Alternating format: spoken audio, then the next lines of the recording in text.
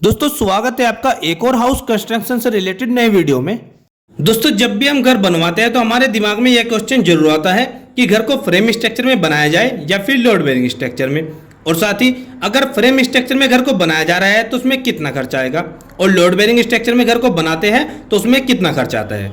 क्योंकि अगर हम किसी पुराने घर को देखते हैं तो वह ज़्यादातर लोड बेयरिंग स्ट्रक्चर ही दिखाई देते हैं, और अगर हम आज के समय का बना हुआ कोई नया घर देखते हैं तो वह ज्यादातर फ्रेम स्ट्रक्चर बने होते हैं। तो दोस्तों आज की इस वीडियो में हम जानेंगे फ्रेम स्ट्रक्चर और लोड बेयरिंग स्ट्रक्चर के एडवांटेज और डिसएडवांटेज, और साथ ही हम जानेंगे दोनों के खर्च के बारे में।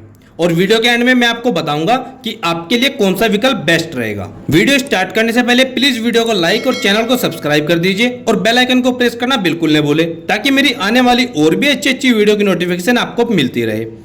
तो चलिए दोस्तों ज्यादा देर न करते वीडियो को स्टार्ट करते हैं और जानते हैं इसके एडवांटेज डिसएडवांटेज के बारे में डिटेल्स में। तो सबसे पहले हम बात करते हैं ब्रिक वर्क यानी कि चिनाई की। दोस्तों लोड बेयरिंग स्ट्रक्चर में आपको कभी भी 9 इंच से कम मोटाई की चिनाई नहीं करनी है, यानी कि आप लोड बेयरिंग स्ट्रक्चर में 9 इंच से कम मोटाई का ब्रिक वर्क बिल्कुल न करें, क्योंकि इस कंडीशन में सारा लोड दीवारों के थ्रू ही नीचे फाउंडेशन तक पहुंचता है। और अगर फ्रेम स्ट्रक्चर की बात करें तो फ्रेम स्ट्रक्चर में आप कम से कम 4 इंच या 6 इंच या फिर 9 इंच तक का ब्रिक वर्क इजिली कर सकते हैं, क्योंकि फ्रेम स्ट्रक्चर में आपका पूरा लोड बीम और कॉलम के थ्रू नीचे फाउंडेशन यानी कि फुटिंग तक पहुंचता है। तो इसमें आप इजिली जरूरत के अनुसार 4 इंच 6 इंच या फिर 9 इंच का मोटाई का ब्रिक वर्क दे सकते हो। दूसरा है आपका लोड बेयरिंग स्ट्रक्चर और फ्रेम स्ट्रक्चर में आपको कितना मंजिल तक घर बनाना चाहिए।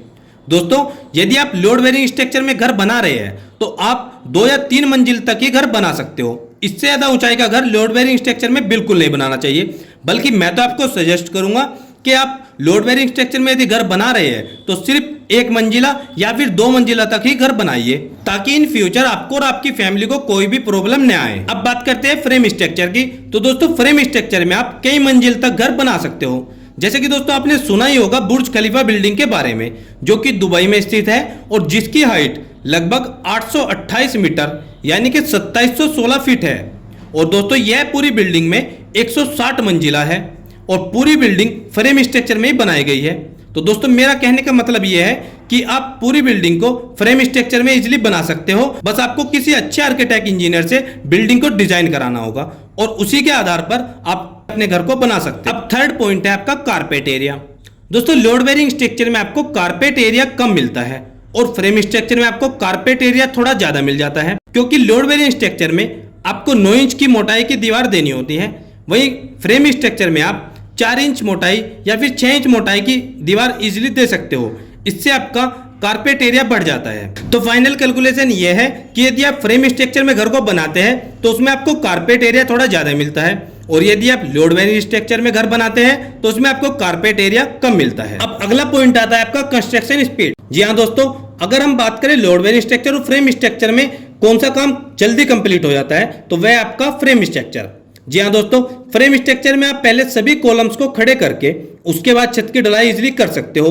इससे आपका कंस्ट्रक्शन में लगने वाला समय बहुत कम होता है। वहीं यदि हम लोड बेयरिंग स्ट्रक्चर की बात करें तो लोड बेयरिंग स्ट्रक्चर में फ्रेम स्ट्रक्चर के मुकाबले बहुत ज्यादा समय लगता है। अब अगला है आपका कॉस्ट ऑफ रिपेयर। जी हाँ दोस्तों, फ्रेम स्ट्रक्चर में आपका रिपेयरिंग का खर्च कम आता है, वहीं अब लोड बेयरिंग स्ट्रक्चर की बात करें तो लोड बेयरिंग स्ट्रक्चर में आपका रिपेयरिंग का खर्च थोड़ा ज्यादा आता है। अब 6th और मोस्ट इंपोर्टेंट पॉइंट है फ्लेक्सिबिलिटी। दोस्तों अगर आपका घर लोड बेयरिंग स्ट्रक्चर में बना हुआ है और आप उसमें कुछ चेंजेस करना चाहते हैं तो यह आपको भारी पड़ सकता है। मतलब आप एक दीवार को एक साइड से दूसरी साइड नहीं हटा सकते, क्योंकि ऐसी कंडीशन में आपका सारा लोड ऑलरेडी दीवारों पर ही रहता है, तो इसलिए आप घर में चेंजेस बिल्कुल नहीं कर सकते। और अगर आपका घर फ्रेम स्ट्रक्चर में बना है तो आप इजीली दीवारों को हटा सकते हैं, रूम्स वगैरह को साइज को घटा या बढ़ा सकते हो, क्योंकि यहां पर आपका स्ट्रक्चर का सारा लोड बीम और कॉलम पर रहता है। इस तरह की फ्लेक्सिबिलिटी आपको सिर्फ फ्रेम स्ट्रक्चर में ही मिल सकती है। अब अगला और मोस्ट इंपोर्टेंट पॉइंट है अर्थक्वेक रेजिस्टेंट। दोस्तों इन दोनों में से कौन सा स्ट्रक्चर भूकंप जैसी कंडीशन में आपके लिए सबसे ज्यादा सेफ रहेगा तो वह है फ्रेम स्ट्रक्चर। जी हाँ दोस्तों, अर्थक्वेक जैसी प्रॉब्लम में आपके लिए सबसे ज्यादा सेफ रहेगा फ्रेम स्ट्रक्चर, जो कि आप और आपकी फैमिली के लिए बेस्ट ऑप्शन साबित होगा। डियर फ्रेंड्स, जैसे कि मैंने आपको वीडियो के शुरुआत में ही बोला था कि आपको इन दोनों के खर्च के बारे में बताऊंगा और साथ ही सजेस्ट करूंगा कि आपको फ्रेम स्ट्रक्चर में घर बनाना चाहिए या फिर लोड बेरिंग स्ट्रक्चर में। दोस्तों मान लीजिए आपका 1000 स्क्वायर फीट का प्लॉट है, तो लोड बेरिंग स्ट्रक्चर में आपका अप्रोक्सीमेटली जो टोटल खर्च आएगा वह होगा 10 से 12 लाख रुपए तक। वहीं यदि आप फ्रेम स्ट्रक्चर में घर को बनाते हैं तो उसमें आपका टोटल खर्च आएगा अप्रोक्सीमेटली 13 से 15 लाख रुपए तक।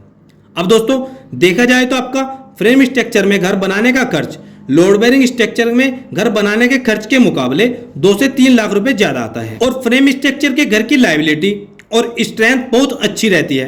इसलिए मैं आपको सजेस्ट करूंगा कि आप फ्रेम स्ट्रक्चर में घर का निर्माण कराएं, जो कि मजबूती और सुरक्षा के लिहाज से आप और आपकी फैमिली के लिए बहुत अच्छा रहेगा। तो दोस्तों यह तो थी आपकी फ्रेम स्ट्रक्चर और लोड बेरिंग स्ट्रक्चर की कंप्लीट डिटेल। दोस्तों उम्मीद करता हूं आपको वीडियो अच्छी लगी होगी, और आपको वीडियो कैसी लगी प्लीज कमेंट सेक्शन में जरूर बताइएगा। और दोस्तों जाते जाते प्लीज वीडियो को लाइक, चैनल को सब्सक्राइब और मेरी आने वाली और भी अच्छी वीडियो की नोटिफिकेशन के लिए बेल आइकन को प्रेस करना बिल्कुल न भूलें। मिलते हैं दोस्तों एक और नए वीडियो में, एक और नए वीडियो लेक्चर के साथ। तब तक दोस्तों आप सबको मेरा नमस्कार।